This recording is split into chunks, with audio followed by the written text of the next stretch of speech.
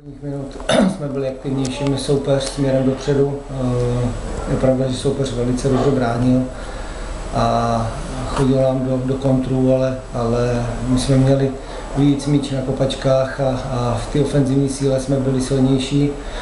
Je pravda, že v ten moment jsme si moc gólových šancí nevytvořili a bylo to tak po 16, ale byli jsme nebezpečnější. Dostali jsme vlastně první branku, dá se říct první šance soupeře, kdy jsme tam byli málo důrazní při standardní situaci.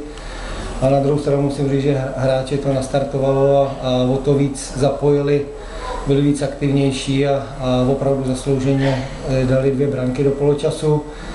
A druhý poločas, ta první 4hodinka z naší strany byla trošku slabší, ale ustáli jsme ten tlak soupeře a povedlo se nám dát vlastně 3. branku a to si myslím, že byla trošku jako rozhodující. Pak tam přišlo to vyloučení a ten zápas se vstyčenou hlavou jsme dohrávali, ale myslím si, že jak říká kolega, zápas to byl velice dobrý, velice dobrá úroveň obou týmů a uvidíme, co v dalších bojích, jak se o ten postup opereme tady soupeř.